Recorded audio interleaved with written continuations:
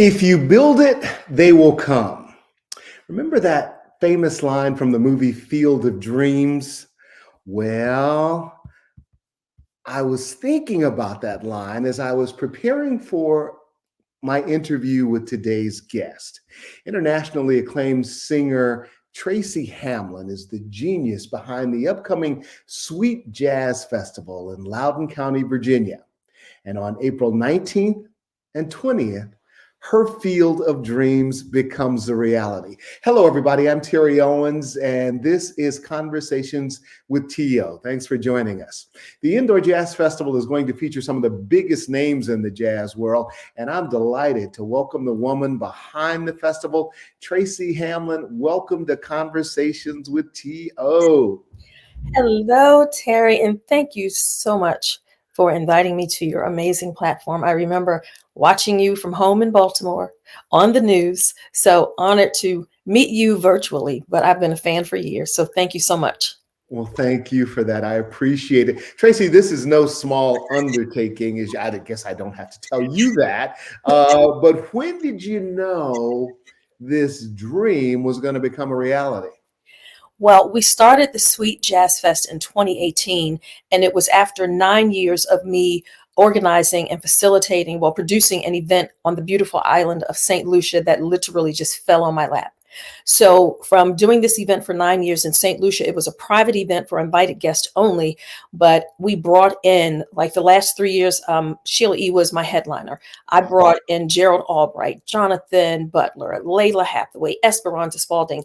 And then when that stopped, and I moved to Loudoun County, and we have multiple wineries here. I'm actually immediate past chair of the tourist board. So, I got involved in the community and found out about all of this greatness, and wine pairs well with jazz. And I thought, well, I did this for 9 years in St. Lucia, in a country that I don't live in. And with all the connections that I made with talent agents and, the managers, I thought, why not try to have it here? What's different here is I'm relying on ticket sales. But, St. Lucia, it was if you were on the guest list, people said, before I die, I want to get invited to this event because I heard it's spectacular. And so my story is, when I couldn't get a record deal, I started my own label. And I'm now almost 7 albums in. I have more than 60 singles. I do jazz, R&B, and soulful house music. And then when I didn't get booked for gigs, I became a promoter, created my own. And when I didn't get booked for festivals, I created my own. And so the important thing, the charitable component of the Sweet Jazz Festival is that we give 4 music scholarships. So typically we do one day. This is the very first time we're doing 2 days. And I kind of don't start freaking out until like the week of, and it's like, what have you done? What an undertaking. But so for over 2 days, we're going to give away 4 music scholarships to students for private music education, and we'll give donations to 2 charities. We also will have multiple local vendors, because it's important to me to make sure that I'm supporting the small businesses in the community like myself. But, I grew up in Baltimore, Maryland. Whoop, whoop, shout out to Baltimore. Yeah. And I tell people all the time that music saved my life. Music changed my life. And had it not been for me wanting, making the decision from a little girl to become a singer, I would have become a product of my environment. Mm-hmm. And if I can save one person, I've done a mighty thing. And so far, we've given out I think it's 11 or 12 scholarships. And then we give back to the community. This year, we're giving back to the Young Kings movement, who I just love this organization. They basically groom young Black teenagers and young folks for leadership and success. And so I will bring them to my events to be to basically escort people to their seats, because I'm sewing into them. It's not my organization, but I just believe in them so much, and we're sewing into them, teaching them social skills when they come to these events. And then also the second organization is Tiger Lily. They their mission is supporting and bring awareness to breast cancer, and they look for people that need support, and they offer them resources. So those are things that are all near and dear to my heart, and I'm excited, but I'm nervous. No need to be nervous. Folks are going to show up because you are doing this out of the joy of your heart, and you're blessing people with what they're going to enjoy. I want you to take me back, though. Mhm. Take me back to the beginnings of your musical roots. When did you know that this was your gifting and the direction that you should go? So I come from a very musical family. And growing up, we always had company at our house. You know, my father sang, my mother sang, my grandmother used to sing in a band. And so my three older brothers would perform for whoever was at our house. They would imitate the Temptations, the Jacksons. And when one was not present, they would call on me to fill in. And then I got a taste of it. And then when they were all there, I still wanted to sing. So, I told them, I'm done. I'm no longer your doo-wop fill-in chick. I'm going solo. And that was at 5 years old. Yeah, so I don't know where that little sass came from, but it was in there. And so from there, started doing my solo singing for folks. And then my neighbors started saying, "Hey, we're having a dinner party. Can Tracy come over to sing?" And they would pay me a couple of dollars, and I thought I was rich. And by the time I was 11 years old, I joined my first band that was led by the music teacher that I was working with. And I got in my first band and I have not looked back since. And at 11 years old, I was touring the East Coast with this big band. Oh my gosh. That's crazy. I love it. I love it. I love it. And now you've toured in more than 58 countries. You said you've 7 albums in. Yeah. Take me back to that first experience performing overseas, because we always hear about artists and their stories about just how different it can be. What was it like for you? It was just amazing to be headlining or spotlighted in somewhere other than the DMV area. That, of course, I was emotional. It was just, and I know this word is overused, but it was just surreal, especially when I was in countries that English was not the first language. I mean, headlining in Tokyo, Japan. Yes, and these folks are singing every word to my song. Get They out. barely spoke English. And then when they met me, they bowed down to me, they cried. And even in Russia, I had a solo tour of Russia and, mainly in the Siberia area. Mhm. And again, barely speaking English. I received tons of flowers, huge bouquets. My face was on the side of buildings. And it's just amazing how overseas they gravitate toward the indie artist. And so to have just headlined in Amsterdam and be in a restaurant and somebody comes up to me and says, "Are you Tracy Hamlin?" And I said, "Yeah, it's me." So it really keeps you humble. And I was just so appreciative that being an independent artist, that people see me, they respect me, they look for me. And it's not about the fad and it's not about, paying to play. It's people that genuinely love what I do and what us indie artists do. So it is, it always leaves me speechless. Well, I am so excited for you. This really is going to be a great event, and you join a growing list of artists that are not only performing but staging events. I've attended some of the biggest names in the smooth jazz world, and you are now right there with them. Talk about that transition and why it's important for you. Well, it was important for me because, again, and I hate to keep, bringing this up, but being an artist without a cash machine, it's hard for you to be seen. And I got my first taste of behind the scenes when I worked for Def Jam and Russell Simmons, and I was working with Flavor Flav and Public Enemy and all those guys. And that's where my organizational piece came from. Okay. But I am somebody, I don't know if it's because of my astrological sign, because people comment on that all the time, but I am a doer. And if I see that there is a hole somewhere, it's just my nature to try to fill it. And I'm always trying to align myself with my passion and my purpose. And pursuing a career as a singer really helped me to find my purpose, which is service.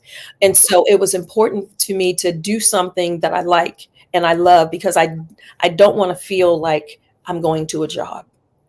And I thought, well, this is a way for me to follow my dreams, follow my passions. Although my dreams was never to do something on this scale, my purpose led me here. And just to align with all of these incredible artists, like I have a flyer here, Marcus Anderson. he also does a jazz festival. And while Mhm. I haven't had to lean on him for everything, I know that he is there if I need support. Karen Briggs, violinist, she's doing one of her first big events in Atlanta this summer. And so I think it's always important to me, on top of the service piece, to allow myself with people that are of my same consciousness. And so I have a lineup of artists that they get what I'm doing. They have gone above and beyond. Like I got an email yesterday from JJ San Severino saying, okay, how are ticket sales? What else can I do to help? And he has just gone above and beyond. And I mean, I know he's working all the time. He's been number one on Billboard in the last couple of weeks. And the fact that, again, he sees me, he understands the mission, there's nothing more that you can ask for. So at this point, it's continuing to be a joy. As I said, it's getting closer. And that's when I realized, what have you done? This is huge. But, Okay, so who are some of the other names that are going to be performing? People will want to know. Yes, so we have Marcus Anderson, Julian Vaughn, bassist, Oh, and yeah. Adam Hawley, guitarist. The three of them are in a package, my Saturday night headliners. Of course, I will be performing. I got to put myself in there. And Karen Briggs will be there on Saturday night. What I love about my Friday night and Saturday night lineup is both are powerful, both are impactful, and both are going to blow the roof off the place. On Friday, we have from the DMV, but he's also an international artist, saxophonist Art Sherrard. Oh, yes. Bringing his band for the house band for Friday night. He's Wow. company Alton McLean, and she is the widow of Skip Scarborough, who wrote Lovely Day for Bill Withers, Can't Hide Love, Earth, Wind, and Fire, Giving You the Best That I Got, Anita Baker. And she also does a tribute to his music in her show. We have a local artist, Quentin Walson, because it was important to sprinkle some Loudoun County talent in there. Mhm. And then we have JJ San Severino, guitarist, amazing, full of energy. And we'll close out the night with trombonist Jeff Bradshaw, who played with Jill Scott for 17 years and now tours with Patti LaBelle. And it's rare that you see a trombonist come out as a solo artist. I know of Jeff Wow. and Trombone Shorty. So when I tell you, it's going to be just high energy, because some people will equate jazz to boring and slow. And Oh, let me tell you, not with these artists. You are going to be absolutely blown away. So I'm we hoping. just need to enlighten those people a little more. We're going to continue to pray for them, and they will find their way to the goodness of what is jazz. Let me ask you. You mentioned the local talent. Are there some other up and comers in the lineup that Yes, year from now, 2 years from now, we're going to be going, I remember when? there are. So the scholarship recipients is where that comes in. Okay. So these young artists, so one of the scholarship recipients is a 9-year-old mini Mozart. What? His energy, I mean, he is composing his own music. And before he receives his scholarship, he will play a 2 to 3 minute original composition. Wow. And so that is where we get the up and coming. So I'm putting these young folks on the stage with these international artists. They get to engage with them, because I think it's so important to put them in the environment, not only for us to support their private instruction, but to get to allow them to see behind the scenes what will happen at sound check before the people come in, to allow them to meet and talk to these artists so that they can sew into them. And so that's how we incorporate the up and coming folks. And it's, when I tell you, it's all ages, all instruments, and some of them may play a classical piece because they can play from whatever genre they want. Mhm. But for the charitable component, when I tell people that partial proceeds, I can't even speak this morning, partial proceeds go to support the charitable piece. I think it's important that people see, oh, she's doing this today. She's not doing this in 6 months. We see where the money is going, because each of the scholarship recipients will receive a check made out to Catoctin School of Music, because I support that school. Their instructors are absolutely amazing. But also for the charities that we've chosen, they have a representative there that tells people who they are, and they receive a check. So, but yes, I love that the website just popped up. If you go to sweetjazzfestival.com, that is where you can still get your tickets. Fantastic. So now, how is this going to play out? Are there day and night performances? Tell us about the venue or venues. Yes, so the venue is the Baltimore National Conference Center. It's in Leesburg, Virginia. It used to be the Xerox Center, so it's a huge space with over 800 rooms, and we're going to be in their ballroom. And doors open at 6 o'clock. The concert is from 7 to 10:45 ish each day. And so when you come in, because we're super excited that Lamborghini just came in as a sponsor, so they're going to have two cars at the end of the red carpet. So make sure I mean, we want you to be comfortable, dress to impress, because you'll have lots of opportunities to take pictures with these amazing Lamborghinis. And you walk the red carpet, you come into the building. They're going to be vendors with amazing products. From some are from Loudoun County, some are not, but the majority are. You will get to do a wine tasting from an amazing winery from Loudoun County, Wow. and then you go into the room. The concert starts promptly at 7 a.m. I'm sorry, 7 p.m. But what we've also done on the website, because again, I'm always wearing my tourism hat because I'm immediate past chair of the tourist board. On the website, there are all kinds of things that you can do, like go to farmers markets, go to the shopping outlets, and we have 60 wineries in Loudoun County. And also that weekend, the flower and garden show. So when I tell you, it is a ton of activities for you to do during the day, and then you come back to the hotel at least by 4, get yourself refreshed and ready to come to the sweet jazz concert. I love this for you. This is just great, Tracy. I've got chills over here just thinking about the potential for this. So this is the first year in Loudoun County. Are we planning to make this an annual event? Well, actually, this is my seventh event in Loudoun County. So the first Sweet Jazz was 2018 outdoor at a winery. The second was 2019 outdoor at a winery. Because you cannot trust the weather, I was just too nervous to do it outside again. So after 2019, COVID shut us down. We came back smaller in 2021 as the Sweet Jazz concerts. And so they were at wineries that had ballrooms or country clubs. And it was a smaller situation, more cabaret style, and it went over really, really well. Yeah, So we did 4 of those. And now we're bringing the Sweet Jazz Festival back for the third time, but for the first time indoors.